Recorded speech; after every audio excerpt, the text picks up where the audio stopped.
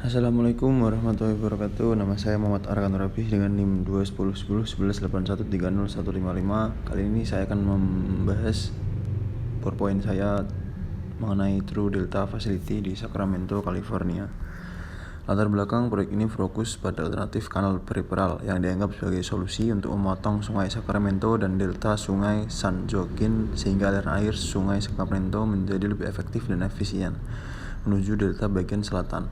Sebagai ganti melewati delta, proyek ini mengusulkan untuk membuat kanal baru melalui bagian utara delta yang nantinya akan dibuang ke delta bagian tengah.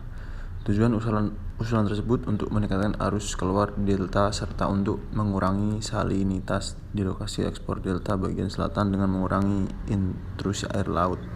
Penyebab berkurangnya aliran delta diakibatkan musim kemarau panjang, air laut merambah lebih jauh ke dalam delta selama siklus pasang tinggi. Intinya, proyek ini dibangun untuk meningkatkan debit, agar debit mampu memberikan aliran dan mendorong aliran air sungai ke laut agar aliran air laut tidak masuk ke sungai. Lokasi proyek ini berada di kota Sacramento, negara bagian California. Bagian intake TDF akan berlokasi di sungai Sacramento dekat Hood, sedangkan bagian outlet akan berada di South Fork of Mokulem River dekat wilayah Beaver Slough. Total panjang kanal 12 mil. Berikut merupakan gambaran dari saluran yang direncanakan.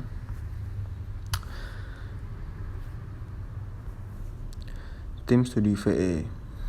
Berikut value team leader, value team member, dan value team support staff. Komponen utama TDF: 1. Saluran intake, 2. Struktur outlet, 3. Perbesaran rawa delta, 4. Kanal 12 mil, 5. Jembatan, 6. Sipon, rawa los, dan sungai Mokelumne.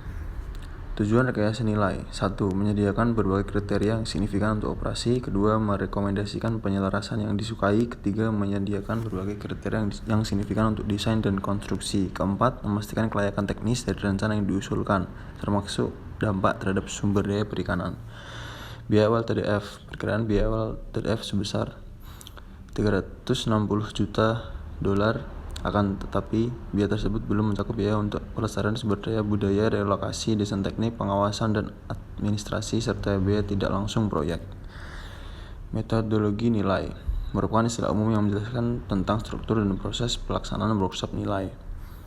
Metode VE: studi VE yang dilakukan oleh Strategic Value Solution terdiri dari 3 tahapan, yaitu 1. Pra-workshop, 2. workshop, 3. pasca-workshop. Pra-workshop: tim melakukan peninjauan dokumen tentang pengembangan proyek untuk mengumpulkan informasi yang akan menjadi bahan dalam studi VE. Workshop merupakan pelaksanaan rencana kerja dengan mengikuti tahapan-tahapan yang telah direncanakan untuk mendapatkan ide dan mengembangkan alternatif sesuai dengan kebutuhan. Ada 6 tahapan workshop, yaitu 1. Tahap informasi, 2. analisis fungsi, 3. kreatif, 4. evaluasi, 5. pengembangan, dan 6. presentasi. Pasca workshop yaitu menyiapkan laporan studi VE dan berkoordinasi dengan Departemen Sumber Daya Air untuk membantu pihak DWR membuat keputusan mengenai penerimaan alternatif nilai. Alternatif peningkatan nilai atau Convery Flow. CF04: pengalihan saluran dari Hood ke Lost Slough dengan mengurangi jarak total saluran. CF10: struktur saluran intake di utara Walnut Grove Lock. CF15: mengalirkan air di Georgiana Slough dan memotong saluran melintasi Pulau Staten menuju South Fork. CF19: pengalihan di beberapa lokasi dan mempertimbangkan kapasitas saluran hilir. CF36: meningkatkan kapasitas pembagian saluran air di DCC dan penambahan sekat ikan. Alternatif peningkatan nilai atau deferred flow: ada DF1 membuat plat vertikal di sungai, ada DF27 menyediakan penyaring sampah dan gorong-gorong di bawah tanggul.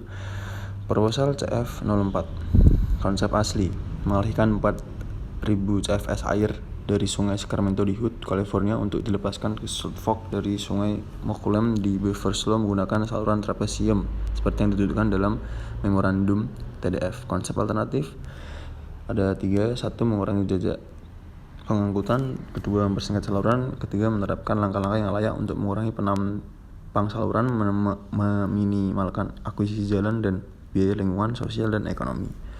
CF04: ada kelebihan konsep alternatif. mengurangi biaya dengan menghilangkan 40% panjang saluran, 2 sifon, dan 1 jembatan, mengurangi dampak kerusakan lingkungan dengan memperkecil lebar saluran serta menghilangkan sebagian infrastruktur. Kekurangan konsep alternatif, penurunan manfaat kualitas air, mengarahkan aliran air ke wilayah dengan memiliki kendala hidrologi. Proposal CF10, konsep asli, sebanyak 4.000 CF air masuk ke dalam saluran di HUT. Nantinya air tersebut akan dibuang ke South Fork pada sungai Mokulem dekat Beaver Slough.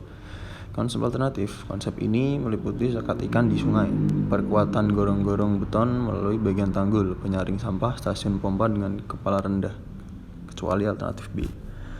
Kelebihan konsep alternatif CF10, masing-masing alternatif akan memberikan pengurangan biaya proyek yang cukup signifikan, menyisakan 4.000 CFS air di sungai Sacramento dari HUT ke kota Locke. Kekurangan konsep alternatif ini kemungkinan terjadi pengurangan manfaat dalam ekspor kualitas air. Kedua, kemungkinan akan mempengaruhi sistem hidrolik kanal Delta Cross. Proposal CF15, konsep aslinya melibatkan asupan 4.000 CFS di air di HUT, California dengan pembuangan ke South Fork dari sungai Mokulem dekat Beaver Slough dan mencakup beberapa komponen diantaranya struktur intake, struktur outlet dengan fish barrier, dan kanal tak bergaris sepanjang 12 mil. Konsep alternatifnya mengalihkan 4.000 CFS air di sungai Sacramento untuk dipindahkan ke South Fork sungai Mokulem yang terletak di utara pertemuan sungainya dengan Beaver Slough. Ukuran saluran pengalihan dibuat sama dengan konsep aslinya. Kelebihan konsep alternatif, pompa memiliki kepala yang lebih rendah, tidak memerlukan perangkap sampah, tidak diperlukan sekat ikan di bagian hilir. Kekurangan konsep alternatifnya, pembuatan sekat lebih sulit, sedikit berada di luar batas ROD, konstruksi sifon yang lebih sulit, kualitas air yang sedikit berkurang. Berikutnya proposal CF19, konsep aslinya melibatkan asupan 4.000 CFS di air HUT, California dengan pembuangan ke South Fork dari sungai Mokulem dekat Beaver Slough dan mencakup komponen-komponen seperti struktur intake dan struktur outlet dengan sekat ikan. Konsep alternatifnya menyediakan pengalihan air di berbagai lokasi yang memiliki kapasitas pengalihan gabungan hingga 4.000 CFS. Lokasi, kapasitas, dan konfigurasi masing-masing pengalihan akan dikembangkan berdasarkan kapasitas saluran penerima hilir yang ada, jarak ke saluran penerima, kendala lingkungan, kondisi lokal, dan kemampuan untuk memenuhi peningkatan kualitas air tujuan. Kelebihan konsep alternatif ini, rekomendasi alternatif dapat dikerjakan secara bertahap. Saluran pembawa lebih pendek dan lebih kecil, desain sudah teruji standar. Kekurangan konsep alternatif ini, biaya operasi dan pemeliharaan yang lebih tinggi, kurang ekonomis, dapat terjadi pembesaran pada saluran-saluran existing. Proposal CF38, fasilitas DCC yang menghubungkan sungai Sacramento dengan delta pusat dan selatan melalui Snodgrass Slough dan sistem sungai Mokulem. Pada saat ini, fasilitas pengalihan yang dimiliki dan dioperasikan oleh USBR mampu mengalihkan hingga 9.000 CFS air tanpa pemompaan dari sungai Sacramento. Konsep alternatif ini dengan mengasumsikan bahwa pengurangan salinitas tambahan di fasilitas ekspor delta dapat diwujudkan dengan peningkatan tertentu. Alternatif ini melibatkan perbaikan gerbang DCC yang ada. Kelebihan konsep ini meningkatkan keandalan peralihan air menuju ke fasilitas delta, menjaga tingkat aliran di sungai Sacramento tetap tinggi untuk jarak yang lebih jauh. Kekurangannya, pengalihan air yang ditingkatkan dapat mendorong terjadinya pengurangan pengguna air.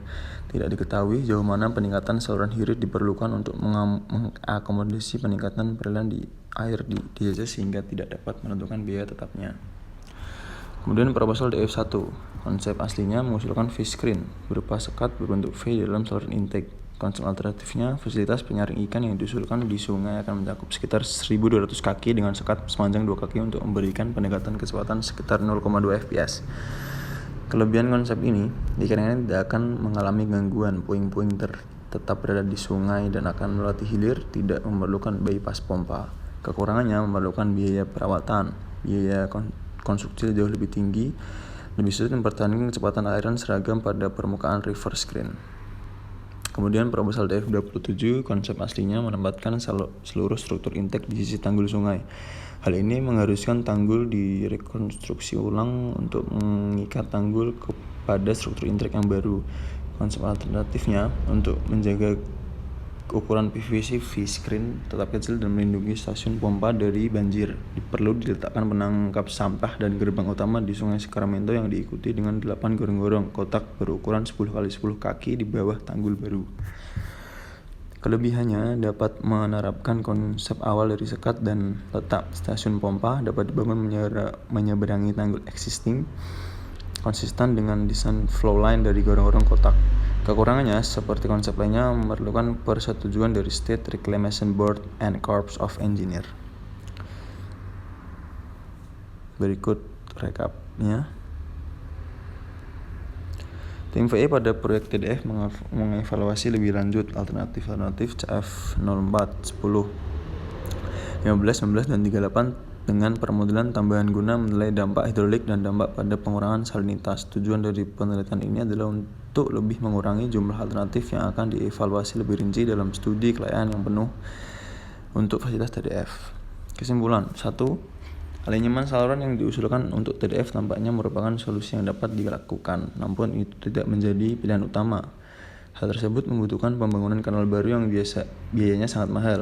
Kedua, harus dilakukan evaluasi lanjutan untuk memindahkan lebih banyak air di delta cross channel yang dipercaya akan memiliki pengaruh pada pengurangan salinitas dengan biaya yang jauh lebih rendah. Ketiga, kami merekomendasikan bahwa perlu disediakan kanal baru beserta penghalangnya untuk mencegah air bermigrasi ke arah hulu. Penutup, diperlukan saran desain dalam pelaksanaan TDF agar desain yang telah dibuat mendapat perhatian lebih. Selain itu, saran desain dapat menjadi pertimbangan apakah desain yang ada perlu diubah atau tidak. Saran desain berkaitan dengan masalah seperti 1. Kemudahan dalam pembuatan, kedua, kemudahan pemeliharaan, ketiga, mengurangi risiko dari tuntutan konstruksi, keempat, kondisi keselamatan dan keamanan kerja, kelima, peningkatan operasi. Berikut presentasi dari saya. Terima kasih. Mohon maaf bila ada kekurangan. Wassalamualaikum warahmatullahi wabarakatuh.